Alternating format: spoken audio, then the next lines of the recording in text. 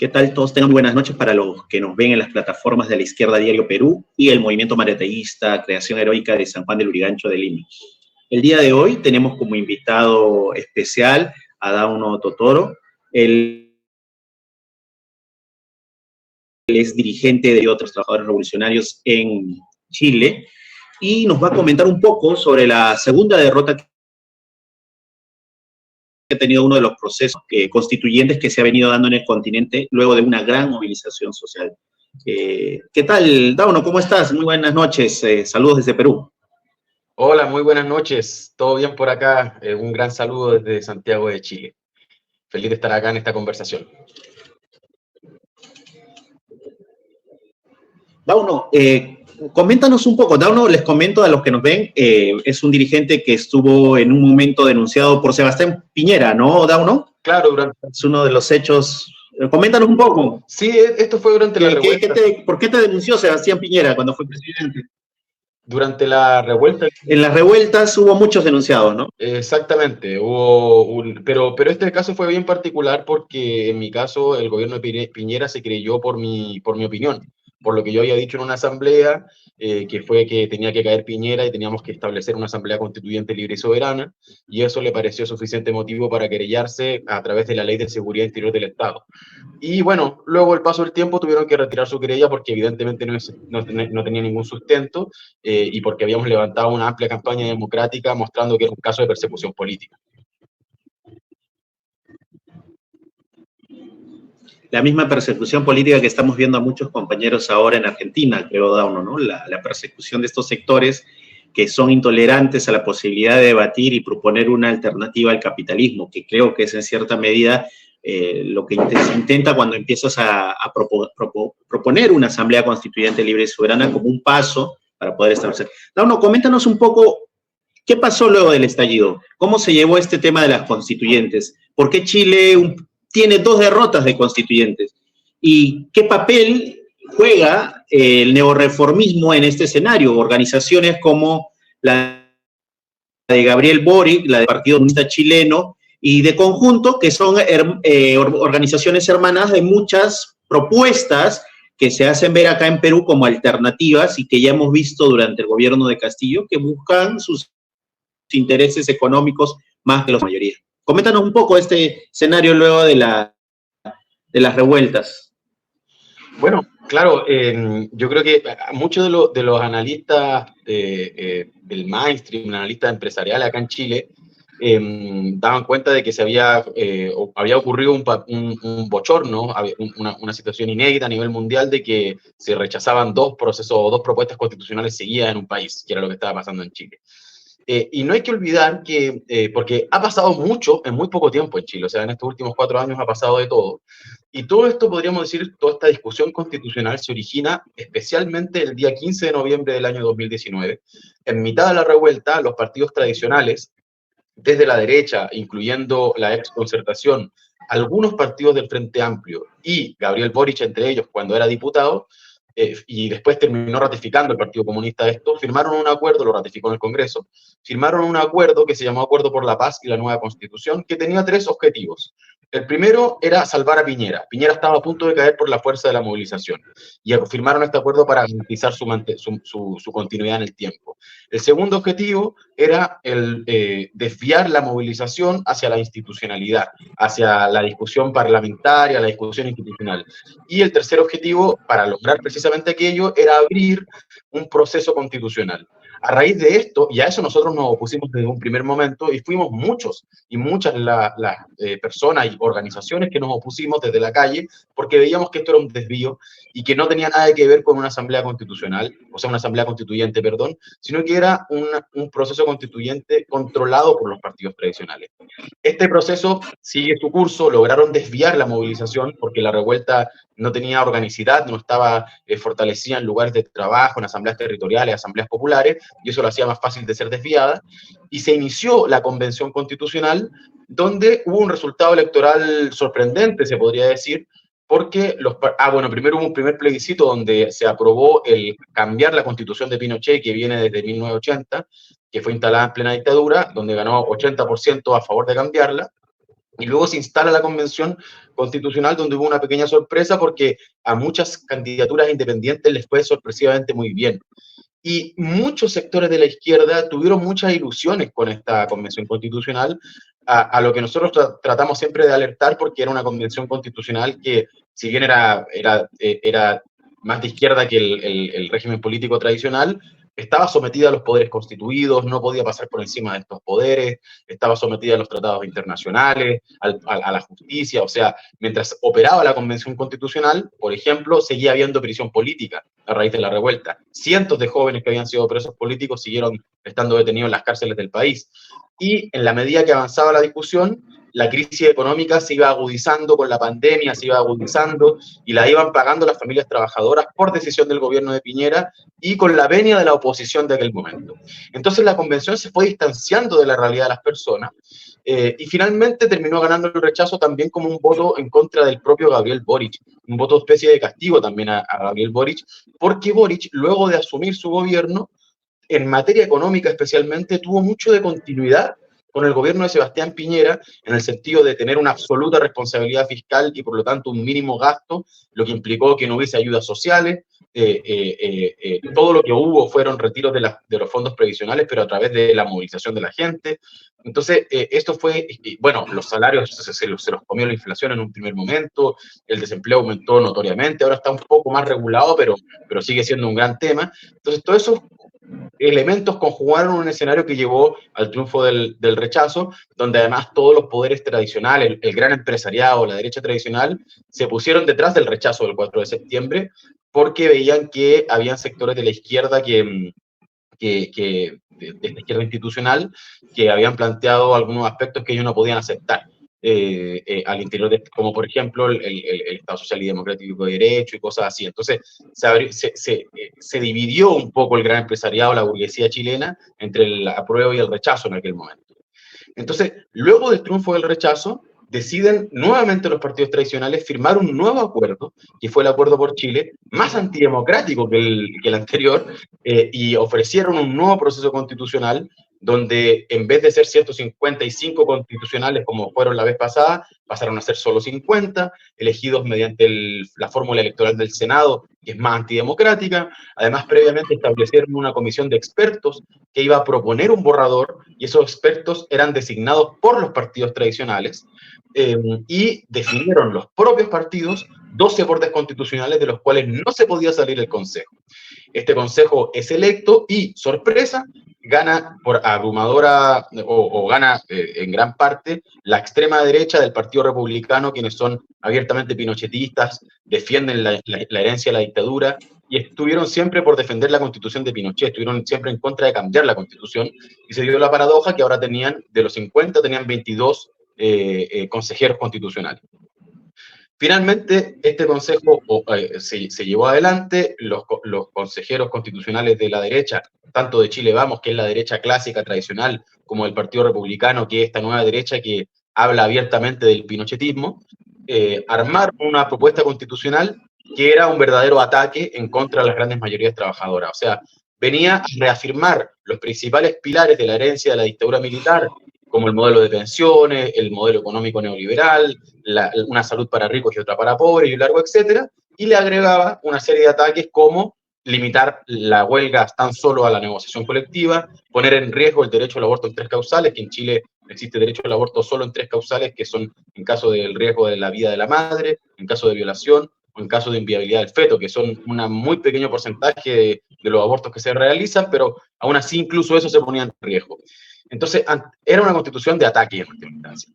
Entonces, ante esto, evidentemente, bueno, este pasado recién 17 de diciembre, nuevamente en otro plebiscito, es rechazada esta propuesta constitucional, en gran parte porque tenía muchos ataques, y bueno, lo que muestra en última instancia, y con esto voy cerrando, perdón por alargarme, pero traté de explicar como todo el continuo de todo lo que ocurrió, lo que se muestra... Dale. Lo que se muestra es que fracasó un intento de los partidos tradicionales y del gran empresariado chileno de tratar de cerrar la crisis constitucional, la crisis política, la crisis institucional, o más bien la crisis orgánica, al menos el capítulo constitucional de la crisis orgánica que hay en Chile, y fracasaron en hacerlo. Es decir, el acuerdo por la paz cumplió su objetivo táctico, podríamos decir, que fue desviar las movilizaciones, es decir, sacar a la gente de las calles durante la revuelta, pero su objetivo estratégico fracasó rotundamente, porque esa crisis constitucional sigue abierta, esa crisis institucional sigue abierta, y las demandas motoras de la revuelta no han sido resueltas, sino que todo lo contrario, es decir, las condiciones laborales son peores que hace 4 años, los salarios siguen siendo insuficientes, las pensiones siguen siendo de hambre, y un largo etcétera de cuestiones que se profundizaron luego de los 2 años de pandemia, el gobierno de Piñera y estos 2 años del gobierno de Gabriel Boric. Da un tema para resaltar, ¿no? ¿Cómo se hace para pasar de 80% por un cambio de una constitución a ser derrotado con una propuesta constituyente? Hay un elemento que tú marcabas, la situación económica. La licuación, se licuó, yo me acuerdo, estuve hace un año en Arica y la inflación era inmensa, ¿no? Era tremenda, o sea, se sentía en la calle que el gobierno de Boric había asumido una política económica, que también acá la asumió cuando estuvo Castillo en el poder, de reducir los salarios para crear mayor competitividad para las exportaciones, y esto redunda en beneficio de la gran minería, por más que no lo digan, porque en el fondo el ánimo de buscar una burguesía nacional los lleva a establecer este tipo de mecanismos, que ya hemos visto que en Argentina es un fracaso y pueden dar pie a grupos de ultraderecha, ¿no? ¿Nos podrías explicar un poco cómo se dio exactamente esto? Porque acá, para muchos, Boric era la representación de una juventud que venía a oxigenar la radicalidad por izquierda, ¿no? Y en la práctica, Boric a gente de ultraderecha, ¿no? Como nos comentabas. Coméntanos un poco cómo fue este episodio, ¿no? Sí, mira, yo creo que se puede dividir esa pregunta en 2 partes. O sea, primero, el cómo se pasa de un 80% de rechazo a la constitución de Pinochet.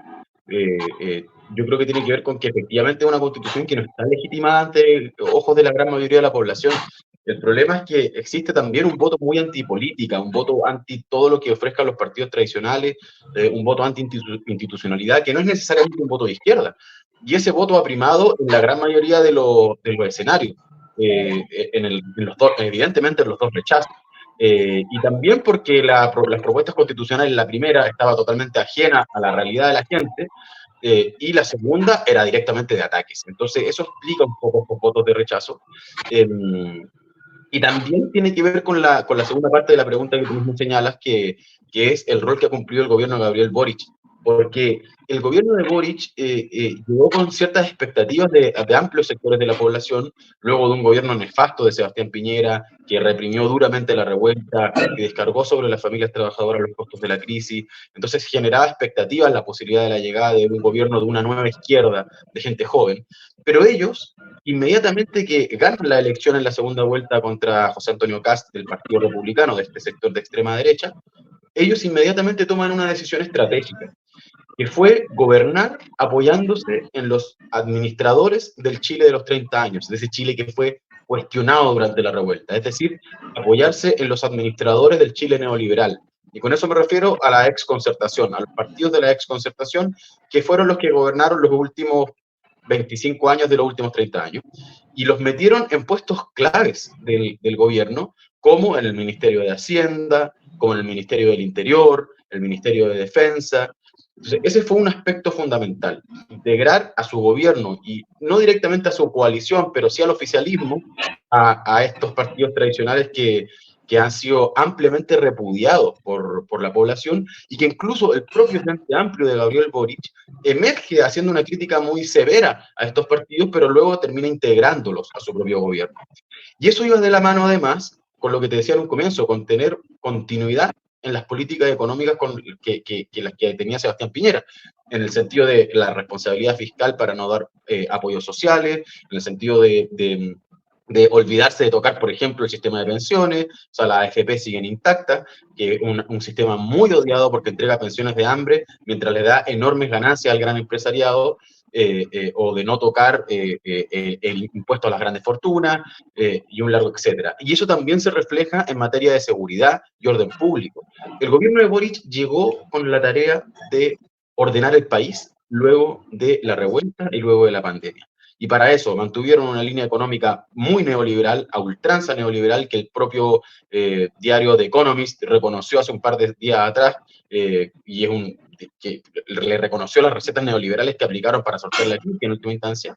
Y en materia de seguridad hizo la tarea sucia, el trabajo sucio que Piñera no pudo hacer. O sea, el territorio mapuche en Chile lleva más de casi 600 días militarizado. La frontera norte con la crisis migratoria también ha sido militarizada. Se han aprobado leyes muy represivas, leyes de gatillo fácil. Entonces, vemos que ha gobernado con una agenda que ha instalado la derecha también. Y eso ha generado, bueno, y además firmó el Acuerdo por Chile, que entregó un proceso constitucional amañado, antidemocrático, que solo favorecía a la propia derecha. Es decir, el gobierno también es responsable de que hayamos llegado a una situación donde sean los pinochetistas los que ofrezcan una nueva constitución y que ésta sea rechazada también. Entonces, esta conjugación de factores hace que haya desmoralizado muy duramente a su propia base social, y se le acusa permanentemente de que se da vuelta la chaqueta. Es decir, que cambia rápidamente de lo que era antes al día de hoy, cambia su discurso. Lo que es cierto es que renunció a su programa de campaña. Entonces, eso es lo que ha llevado a que se haya generado toda esta decepción con el gobierno, y en última instancia ha mostrado su verdadero rostro, que fue integrarse al régimen político. Fujimori, y en el fondo no recibe un apoyo de la mayoría, ¿no? Y es más, mantener el orden constituido evidentemente va a tener peso sobre el orden constituyente, ¿no? Ellos no ven que esto es un fracaso en este instante, no ven, o han jugado de lado abiertamente de la burguesía chilena en este caso, ¿no? O sea, mira, todo el arco político, desde el gobierno de Gabriel Boric, pasando por la exconcertación, que te digo que este progresismo neoliberal, y también la derecha, como también la ultraderecha, todos consideran que es un fracaso. O sea, que nadie puede negar que no haya sido un fracaso. Ahora, después cada cual saca sus propias conclusiones, porque lo que tratan de decir mañosamente, especialmente desde el gobierno, es que lo que falta es tener más acuerdos, lograr mayores consensos entre los partidos tradicionales, entre la política en general. Pero la gente no es que esté pidiendo eso. Es decir, si uno se fija, todas las votaciones han sido precisamente contra los consensos, o sea, han sido o de rechazo, o en contra, o incluso votando a sectores de extrema derecha, o votando a gente de izquierda o independientes que para lo que era el régimen político tradicional estaban bastante fuera del propio régimen. Entonces, todos esos votos, si uno los lee más seriamente, no indican precisamente un llamado a los consensos. Y además porque en Chile, históricamente, la política de los consensos, que es la que propugna hoy el gobierno de Gabriel Boric, es la política de los acuerdos y arreglos por arriba, entre los partidos, sin consultar a la gente, y que históricamente han profundizado en los aspectos del neoliberalismo chileno, como es el tema de las pensiones, como es la salud, como es la educación de mercado, y que no han tenido ningún resultado, digamos, bueno para las condiciones de vida de la gran mayoría. Entonces, esa política noventera de los consensos termina siendo bastante reaccionaria en este momento. Entonces, en este momento, como te decía, todo el arco político tradicional considera que ha sido un fracaso. Hoy nadie apuesta por un nuevo tercer proceso, por ejemplo. Y es claro que sería una locura un tercer proceso constitucional si tiene las características de estos que son como la Convención Constitucional o el Consejo. O sea, no existe esa energía política dentro del sistema, no se podría llevar adelante, no tiene posibilidad alguna, por la propia debilidad incluso del propio sistema político. Tauno, frente a esto, nuestras corrientes en general proponen algo distinto, y creo que en Chile ha sido el lugar donde más han tratado de lanzar esta propuesta, ¿no? Que es una asamblea constituyente libre y soberana. ¿Nos podrías explicar un poco por qué libre, por qué soberana y por qué es una alternativa a las constituyentes que nacen bajo la bota del constituido, ¿no? Porque lo que estamos viendo, y tú bien lo acabas de decir, es que lo constituido termina aplastando la idea constituyente o el proceso constituyente en sí mismo, ¿no? Por medio de las mediaciones, por medio de los consensos. Y es de recordar, y ahí antes de darte el pase, que la idea del pacto de la Moncloa, y la idea de la concertación, que fue una moda que se trató de instalar en diferentes países del continente y del mundo como medida para poder salir adelante, fracasaron. Ustedes son una gran experiencia de eso. España es otra experiencia del fracaso del Pacto de la Moncloa y del nuevo acuerdo que estableció Podemos y ahora Sumar en España son la muestra real de que ese tipo de medidas son un fracaso. Porque al final terminan manteniendo las mismas lógicas con un discurso distinto, tratando de buscar una burguesía nacional en algunos otros, pero terminan siendo medios por los cuales se siguen manteniendo los niveles de explotación, la pauperización, la precarización laboral de miles de jóvenes, el retiro de muchos derechos económicos, sociales, de educación, entre otros, ¿no? Entonces, ¿nos podrías explicar de qué trata esto de Asamblea Constituyente Libre y Soberana? ¿Cómo se mastica? ¿Por qué una Asamblea Libre, Constituyente y Soberana? Bueno, claro, esa fue una política por la cual nosotros peleamos mucho, especialmente durante la revuelta, y que fue parte de la agitación que nosotros realizamos sobre la necesidad de una constituyente libre y soberana, y que hasta el día de hoy la mantenemos. O sea, hoy día planteamos que es necesario retomar el camino de la organización, de la movilización, porque el gobierno de Boric lo que hizo en este periodo fue vaciar o debilitar mucho las organizaciones sociales, la organización de base, sindicatos, movimiento estudiantil, porque obviamente sus partidos, el Frente Amplio, el Partido Comunista, están vinculados a estas organizaciones y han tratado de mantener todo en calma. Bueno, creemos que es necesario, y hay pequeñas luces de que hay cierta reorganización, retomar esa organización para volver a poner una agenda favorable a los trabajadores y al pueblo en el centro.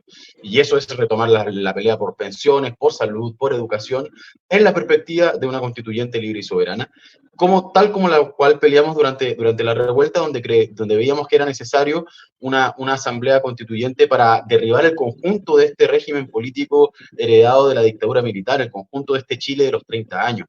Es decir, nosotros peleamos por una asamblea constituyente libre y soberana en el sentido de que no esté, como bien tú decías, sometida a los poderes constituidos, que no esté sometida al Poder Judicial, al Poder Ejecutivo, que pueda discutir sobre todos los aspectos de la vida y de la economía, es decir, que pueda discutir sobre la propiedad, por ejemplo, de los medios de producción, que pueda discutir, que pueda abrir esas discusiones. Ahora, que vaya a entregar eso, no va a ser así. Por eso nosotros siempre hemos dicho que peleamos por esta perspectiva, pero que nuestra perspectiva es un gobierno de las y los trabajadores, de ruptura con el capitalismo, y que la Asamblea Constituyente es para hacer una experiencia con las grandes mayorías que todavía tienen ciertas ilusiones en la democracia burguesa, digamos, en última instancia.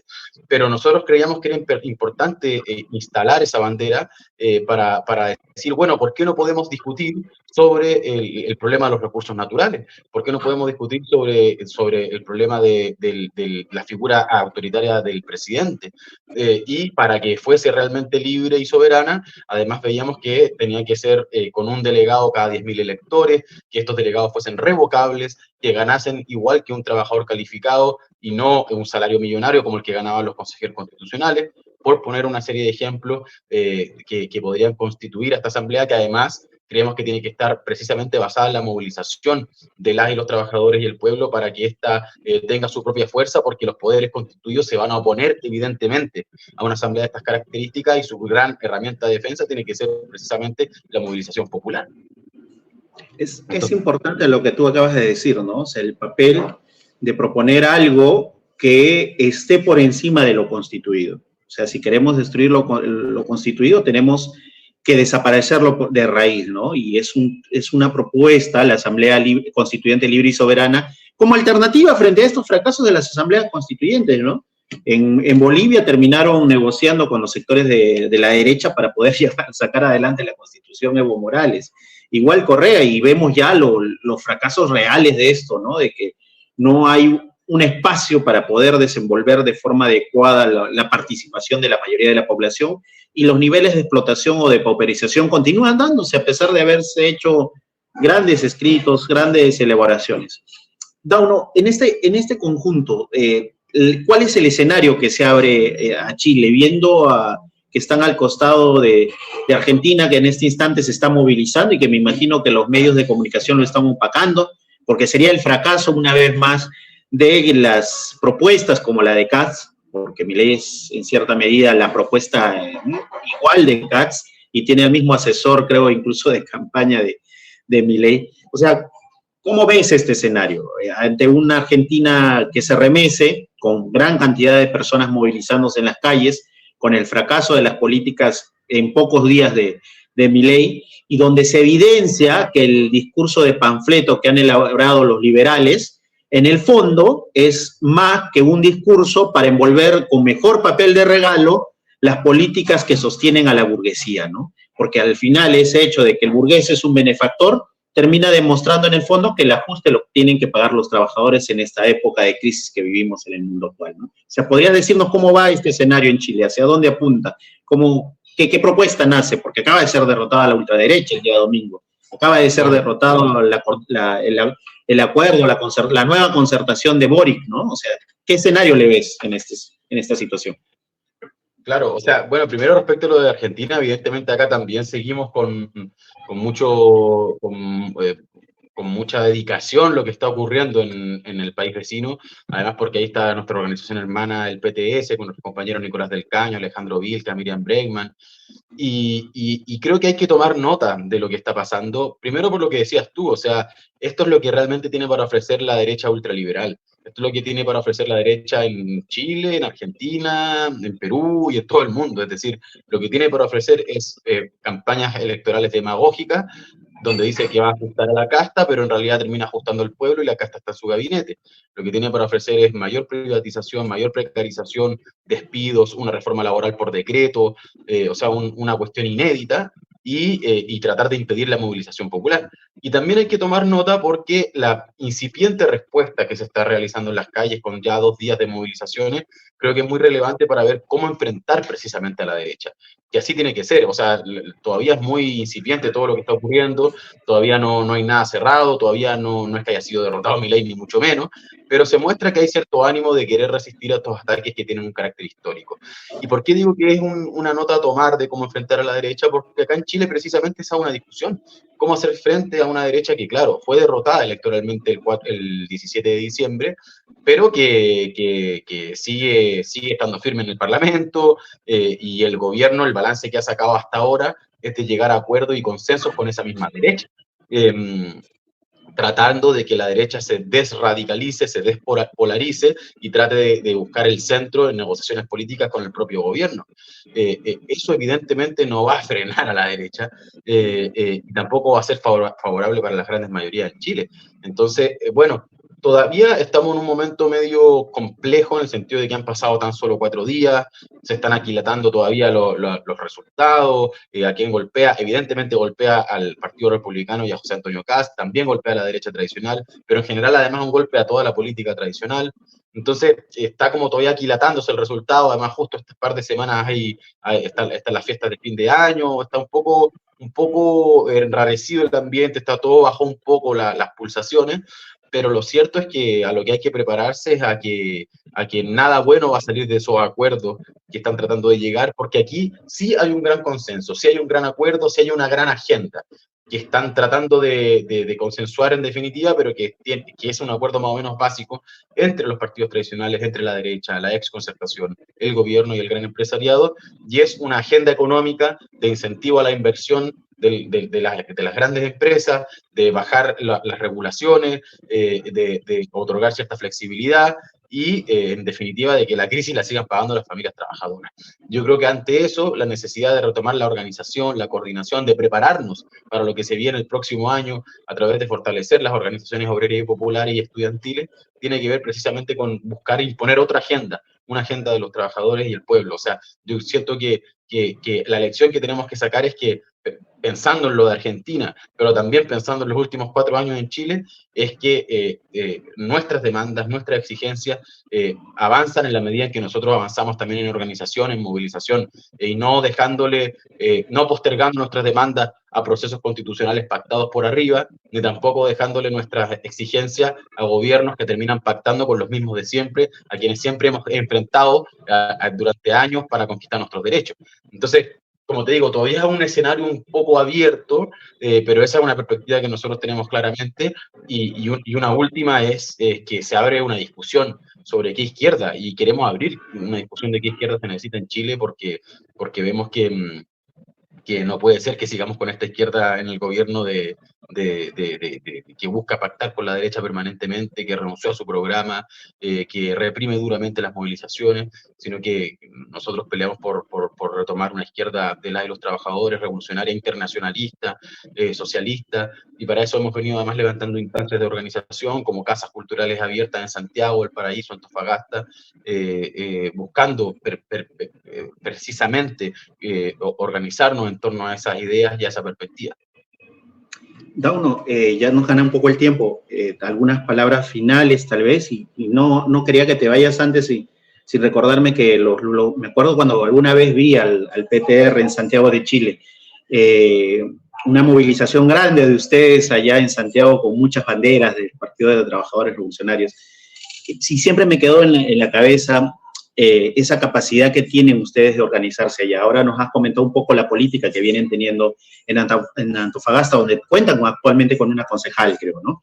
Y creo que en cierta medida marca esa ruptura de la construcción de una nueva izquierda, una izquierda que esté vinculada a la clase trabajadora y que vea a largo plazo o se plantee estrategias para poder transformar la sociedad y no volverse lo que tú acabas de comentar, ¿no?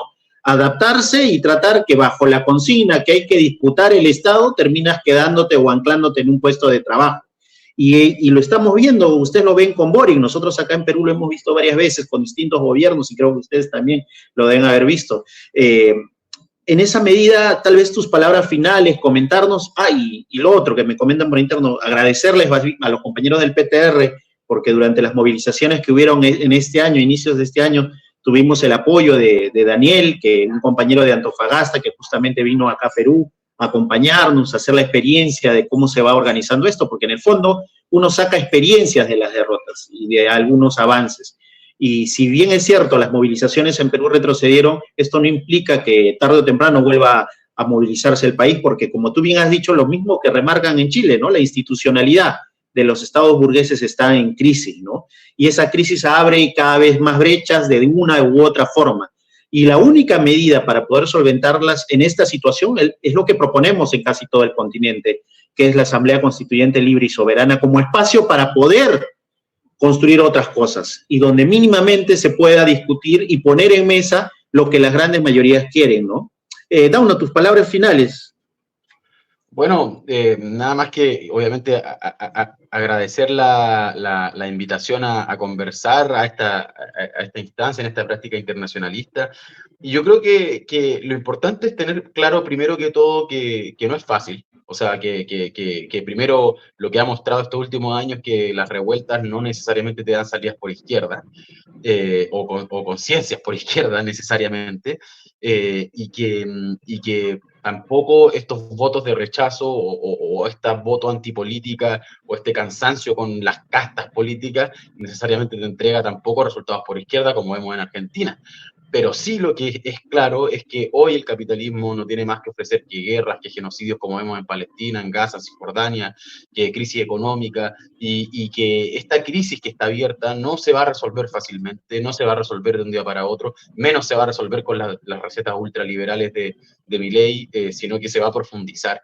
Y creo que ahí el desafío es precisamente tratar de sacar las lecciones del presente, del pasado, para construir una fuerza organizada que se proponga la superación del capitalismo, que abra esas discusiones que estuvieron abiertas en el mundo durante el siglo XX y que mucha de la izquierda renunció a ellas, a esas mismas banderas, a esas mismas discusiones de cómo avanzar para superar esta sociedad de clase. Y yo creo que construir una izquierda así, una izquierda consecuente en ese aspecto, que sea clasista en ese sentido, que sea anticapitalista en ese sentido, que se reivindique socialista, revolucionaria, que retome esas viejas banderas, digamos, creo que es muy relevante hoy cuando vemos que el capitalismo más de conjunto hace agua y no tiene nada para ofrecer a las grandes mayorías, ni en Chile, ni en Perú, ni en Argentina, ni en América Latina, ni en el mundo entero.